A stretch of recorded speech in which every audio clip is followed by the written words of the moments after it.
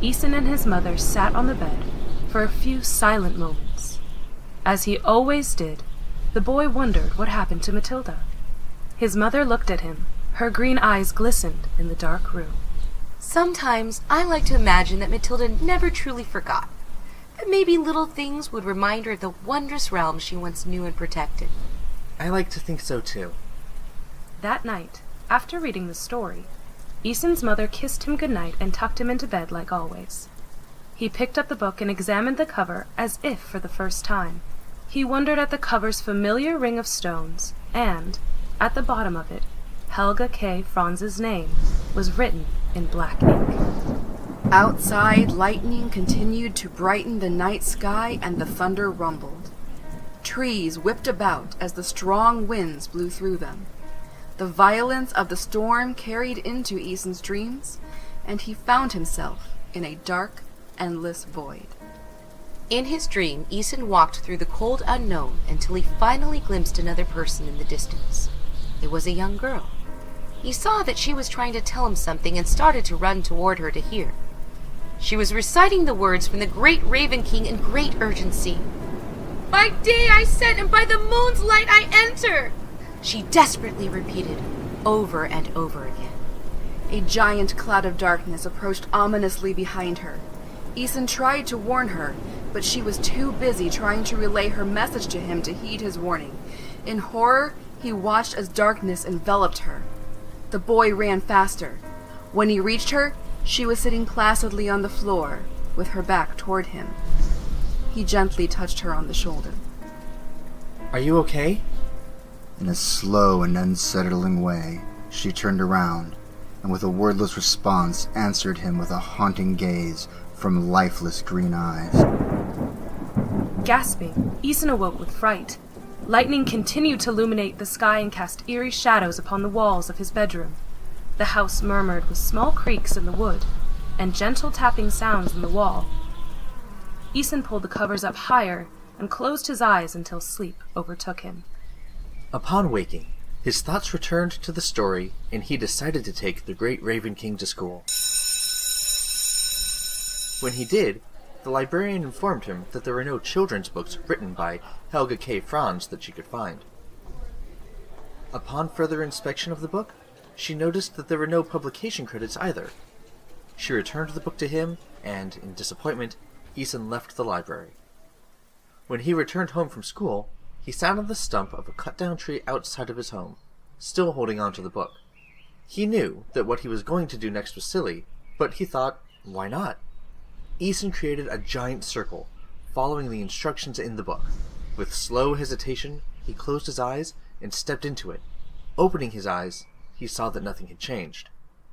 With a sigh, he shook his head in defeat and walked back home. That night, the rain pattered against the windows, pouring endlessly. Rolling from side to side, Ethan struggled to fall asleep. Strange tapping noises in the walls and scampering sounds on the old wooden floorboards kept him awake. He sat up and quickly turned on his bedside light. A sudden blossom of pain spread across his forehead, and then he found the marble that struck him laying beside him. Before he could register this thought, Ethan noticed a small lump at the foot of his bed. Slowly turning, he saw something that resembled a creature from one of the illustrations in The Great Raven King. To his wonder, it began to speak. "Hello, stupid human. I am Teagledot! I am not sure how you know that, but yes, that is who I am. We want to know how you cast the stones without us instructing you. Are you a spy for the Dark Lord?" A spy? Me? Oh, no, It's a book my mother reads to me. It instructed me on how to make the circle. This is very strange, but also good. As awful as you smell, and for how slow you are for not answering my knocks, you are a human child. So, come along. Oh, I can't go anywhere. It's really late at night, and my mother would definitely not be okay with it. The creature ignored him and kept walking. With a sigh, Eason grabbed his shoes and jacket and hurriedly followed Teagledut. The small creature was dressed like a nobleman, which the boy found comical, but he dared not laugh about it. It was clear that Teagledut took himself very seriously. He stopped at the door and impatiently tapped his foot, waiting for Eason to open the door for him. And when he did open it, Teagledut was off once again. Eason quietly closed the door behind him, hoping all the noise would not wake his mother. The smallest bit of moonlight miraculously defied the storm and barely filtered through the clouds. It illuminated the stone circle he made earlier in the day. Teagledut ignored the bad weather and walked towards the circle of stones. Then he said, By day I set, and by the moon's light I enter. As he did this, Eason tried to explain to Teagledut that it wouldn't work, but to his surprise, the creature stepped inside the stone circle and disappeared. Eason followed, but nothing happened. Maybe it was the moonlight that was missing when he tried earlier that day. Repeating everything Teagledut did, he said the words. As he stepped through, he was immediately blinded by golden, warm sunlight. The beautiful and melodic songs of birds singing struck his ears. Their songs were unlike any he had ever heard before. As his eyes adjusted, he deeply inhaled and took in the wonders that lay before him. Teagledut feigned patience as he waited for Eason. The boy looked around, and he was surrounded by a great and ancient forest. The stone circle was much larger now and enclosed a giant meadow. Fairies were caring for small flowers and enticing them to grow. A small fairy with flowers in her long and wavy hair played a strange game with a rat-like creature upon a stump. The game vaguely reminded Eason of chess. He noticed the opposing pieces for each side represented as the Shadow King and the Raven King. The air was busy with the dancing and the motion of the fairies. It was business as usual until, one by one, they realized a human child was in their midst. They stopped what they were doing. A few fairies rushed toward him. One flew alarmingly close to his eyes and pulled up his eyelid. Oh, this one here. It's got green eyes, just like the last one. Eason gently shooed the fairy away. A gnome, puffing on a pipe, gave him a scrutinizing eye. It seems familiar, like we've seen it before. I know humans all sort of look the same, but this one has a striking resemblance to the one before it, don't you think? Move along now. You're all acting like you've never seen a human before. Be gone with ya! We must get your stinky human to our gracious queen. She is just past the barrier. Barrier? After walking for a long time, Eason saw a golden web-like barrier. Teagledut made a few delicate and quick gestures with his tiny hands. He signaled for Eason to continue with him. The boy shook his head in disbelief, but followed anyway. For Eason, stepping through the barrier was quite different than stepping through the fairy ring. It felt like taking a warm bath, but instead of cleansing the body, it refreshed the soul. Eason felt a sudden sense of peace and contentment. Before him was the great fairy court of the unreal. In eternal celebration, the inhabitants danced in reverie. A group of tall elven musicians played the most delightful music he had ever heard. They were nestled deeply in the protected heart of a timeless forest. Within the forest, old cherry blossom trees were intermingled. Pink blossoms fell lazily from the trees onto the forest floor. In the center of the court was an ancient, gnarled, giant oak tree.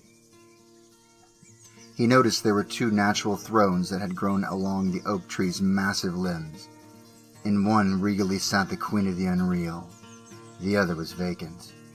Sadness filled Eason when he saw this, and he felt like something vital had been taken away from this place.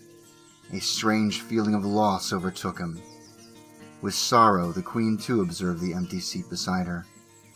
The Queen of the Unreal was one of the most beautiful beings he'd ever seen. She shimmered like dew in the morning light. Her golden eyes languidly gazed, lost in contemplation. Her full lips were a delicate auburn hue. Her skin the color of fertile earth. Her arms were longer than a human's and thin. They reminded him of the branches on a tree, because her skin looked like it was made from the wood itself. A variety of flowers grew from her thick, curly, flame-like hair. Upon her head was a golden crown, made of the curled branches of a sakura, with lovely blossoms throughout. She turned her powerful gaze onto Isin, and a hope blossomed within her eyes. She made a graceful motion, and the music and dancing stopped. She observed him with great scrutiny. There is something very familiar about you. Tell me, how is it that you came to be here? We have been shut off from the human world for a long time. Teagledut bowed deeply and quickly kicked Isin's leg to follow suit. Ow! Isin awkwardly bowed and responded. My mother read me a story called The Great Raven King, and in the story, it described how to summon the portal.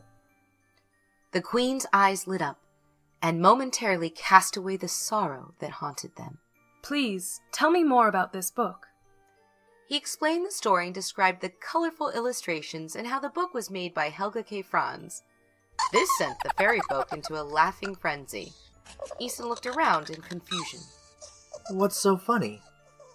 It's a peculiar caricature that Matilda made up. She pretended to be Helga and would make us laugh to tears. Oh, how we miss Matilda. So it was her book that led you here. I wish we could have greeted you under better circumstances. We have been at war with the Shadow King, and I fear we are at the end of this battle. He has almost broken down the remaining barriers that protect us. Isin peered into the distance and saw the dark and stormy clouds approaching. Is there anything I can do? The queen pondered this and put a hand on the empty throne next to her.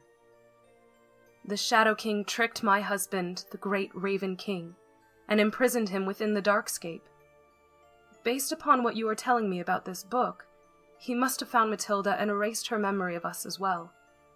I can't ask anything of you, dear human child. It is far too dangerous. But I want to help. Please, let me. You look so familiar. Your eyes. They remind me of something. No, of someone. Child, tell me about your mother. Isin described his mother as best he could. He spoke of her quirks, the food she ate, and the way she talked with her hands. He noticed the queen looked pained. I see. I'm not sure how to tell you this, but I believe that your mother is in fact Matilda. How is that even possible? They have different names.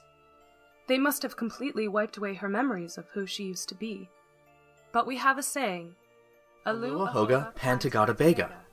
Through misty eyes, the queen smiled and wiped away a single crystalline tear. Yes, that is it. So she never truly abandoned us. Your mother was such a brave warrior. She fought so many battles to keep us safe. Therefore, I cannot allow you into the Darkscape. Matilda has already sacrificed too much. No, we shall accept our fate. Isin sat on a giant toadstool and pondered. He thought about what his mother was like before the Shadow King erased her memory. He wondered if she had been half-living or if somehow held on to her adventures. She never stopped loving this world, and part of her still clung on to the memory of it. It was as if she had never given up. He had to do something. I've made a decision. I will go to the Darkscape and summon the Great Raven King myself. It's what my mother would do. She loves the unreal. I love the unreal. Let me be your warrior. I promise that I will not let you down. He bowed respectfully to the queen, and she smiled warmly at his gesture. The queen heavily pondered his proposal. She looked to her subjects, who all returned her gaze with renewed hopes. She nodded to Isin. I accept your offer. Please approach my throne so that I may ordain you as our new protector of the unreal. Isin's mouth fell open momentarily, but he quickly corrected himself. With his head held high, he approached the throne and kneeled before her. The queen placed a totem of a black-crowned raven around his neck. You are now our new protector of the unreal. I am gifting this to you upon your noble quest. It is the totem of my lost husband and our noble king. May it grant you all his bravery, honor, strength, and truth wherever you may go. I'll do my best. Until we meet again, brave warrior. At this, Teagledut sadly motioned for Æson to follow him. Teagledut held his head down most of the way. He led the boy to an oblong doorway that was bound with many intricate locks. It took a good while to remove them. Teagledut, why are you so sad? I am sad because I called you a stinky human, and you are so kind and brave. It's okay, Teagledut. It's all right. I'm ready to go. It's time. Teagledut looked into the void fearfully. You do not need to do this, son of Matilda. I can take you back home where you will be safe. No. This is something I have to make right. I don't know how, but I have to try. And with that, Æson walked through the portal.